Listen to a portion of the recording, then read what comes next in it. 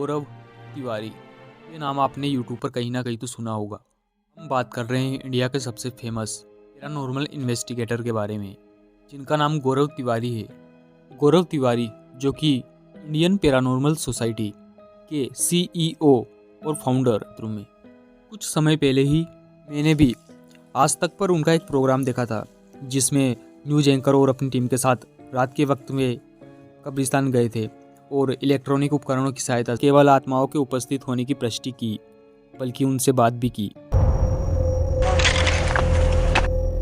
कहा जाता है यहाँ इस पेड़ पे एक औरत की आत्मा दिखती है लोगों को, जो लोगों से इंटरेक्ट भी करती है। लेकिन इस पेड़ को काट दिया गया है। इस पेड़ के पीछे काफ़ी लंबी कहानी है। कहा जाता है काफ़ी साल पहले ये पेड़ बहुत घना हुआ करता था और ये एरिया बिल्कुल सुनसान था। हाँ, तब तो द्वारका में बहुत ज़्यादा कंस्ट्रक्शन भी कहा जाता है कि कई सारे कॉल सेंटर्स बीपीओ के कैब वाले जो ट्रैवल करते थे, उन्हें यहाँ पे एक औरत की आत्मा दिखती थी, जो कई बार लोगों को थप्पड़ भी मार चुकी है और उनकी गाड़ी की मौत को रहस्य समझा गया, लेकिन बाद में उनके द्वारा फांसी लगाए जाने की खबरें भी सोशल मीडिया का हिस्सा बनी। उनके द्वारा अपनी पत्नी को कही गई यह बात अब भी सुर्खियां बटोर रही है कि कोई नकारात्मक शक्ति उन्हें खींच रही थी। अगर इस बात पर भी गौर किया जाए तो इसमें कोई बड़ी बात नहीं कि सच में कोई नकारात्मक शक्ति उन्हें खींच रही थी। तो क्या उन्हें सच में किसी नकारात्मक शक्ति ने अपनी ओर खींच लिया? यह बात मैं किसी अंधविश्वास के आधार पर नहीं बल्कि वैज्ञानिक आधार पर कर सकता हूँ। देखिए, शक्ति का अर्थ सही मायनों में ऊर्जा से है, जिसे हम एनर्जी कहते हैं।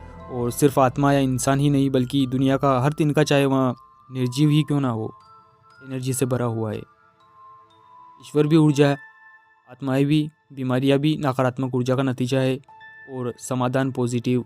कई केसेस में डॉक्टर्स खुद मरीज को पॉजिटिव रहने की सलाह देते हैं ताकि प्रतिरोधक क्षमता और मानसिक व शारीरिक शक्ति को रिकवर किया जा सके। शायद इसीलिए ही कई बार दवा से ज़्यादा दुआ काम करती, क्योंकि इसमें सकारात्मक ऊर्जा है। इस थ्योरी के अनुसार हमारे द्वारा लिखा और कहा गया हर शब्द भी ऊर्जा से भरा हुआ है। यही कारण है कि कई बार कही गई या लिखी गई बातें सच हो जाती है। इन मामलों में भी फ़र्क सिर्फ इतना है कि ईश्वर को हम पॉजिटिव एनर्जी के रूप में देखते हैं और भूतों को नकारात्मक ताकतों के रूप में। आप में से कई लोगों ने देखा होगा या इस किताब को पढ़ा होगा।